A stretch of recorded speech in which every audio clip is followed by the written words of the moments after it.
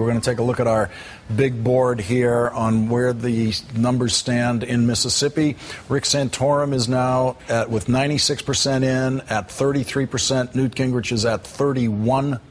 Mitt Romney at 30%. Ron Paul way out of it at 4%. Joining me now, Karen Finney, MSNBC political analyst, and Mark Thompson, Sirius XM radio host. Karen, what do you see in these results tonight? Well, this woman vote really hurts me, I gotta say. You heard me say that. I mean, a couple of things. It's not surprising given how conservative... Well, let me just, the exit poll, I think the number you're referring to is we have an exit poll of Alabama Republicans showing that working women went for Rick Santorum in a big way, 49%. And that may very well be how he won this thing. It may very well be indeed, and that's why I say it's a little painful, because I'm wondering if those women really heard the full message that, yes, there's the economy, but if you've got to worry about your basic health care, how are you then going to be able to do what you need to do in terms of having a job, paying your rent, taking care of your kids? But you know what? We'll deal with that should he become the nominee.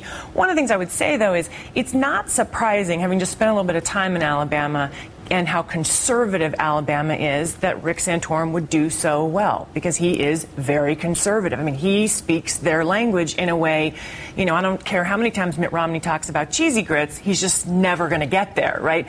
That being said, you know, Mitt Romney at third place, he can still make an argument, certainly, that he came in third, he was relatively close to Newt Gingrich, so he can still make the case that, hey, I won out west, I've won in the Northeast, I did okay in the South. It's not the strong argument I think he was hoping for, but it's not bad for him. Mark Thompson, you've just come from the South last week. I thought I was hearing Rick Santorum trying to sound a little Southern. There was a moment there where he was talking about Romney spent a whole lot of money. I heard him say that. Sounding Pennsylvania wasn't good enough for him. He wanted to sound a little bit Southern.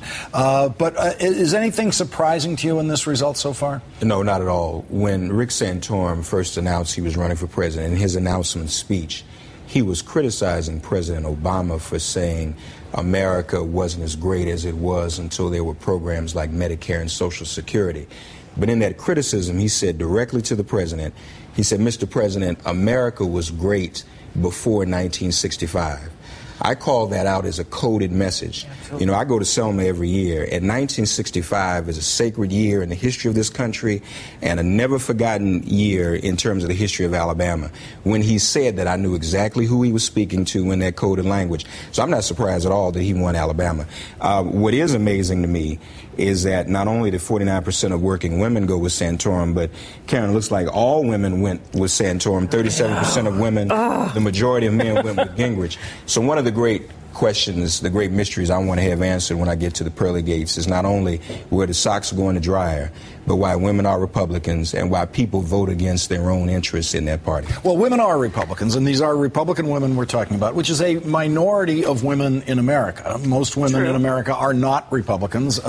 You have a massive independent bloc. And so is there anything you see in these results that indicate some kind of strength that Santorum can take outside of this region? You know, certainly if he can continue to do well among conservative women, that certainly will be helpful to him. Thank God there are non-conservative women in the majority of the country, and the largest voting bloc that supported Barack Obama, black women. Plenty of those in the South, plenty of those in Alabama, and we remember 1965 too. Right. But yeah, I think certainly the other thing that Santorum has, the other numbers that were sort of interesting, was this idea that electability was not the key factor, and that's kind of been his argument all along, is that if he can just get Gingrich out, then you've really got a two-man race, and so he doesn't have to make that I'm the most electable argument. He's just got to make the argument like, hey, I need a fair shot at Romney. So I thought that was pretty interesting. It will certainly help his argument going forward. Mark, quickly before we go to break, another code that I'm wondering about. When he started JFK, that sounded very strange to me, because JFK has an 85% approval rating in this country now.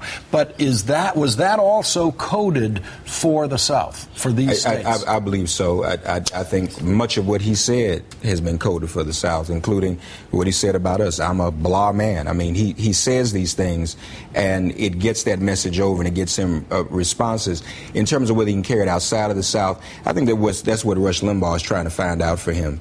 The kinds of things that Rush Limbaugh has been saying, whether or not that's still going to have some type of appeal to the kind of women who voted for him, remains to be seen. MSNBC political analyst Karen Finney and Mark Thompson, the host of Make It Plain on Sirius XM Radio. Thank you both for joining me tonight. It is still too close to call in Mississippi. Coming up, we'll have more of our coverage as we await final results in Mississippi.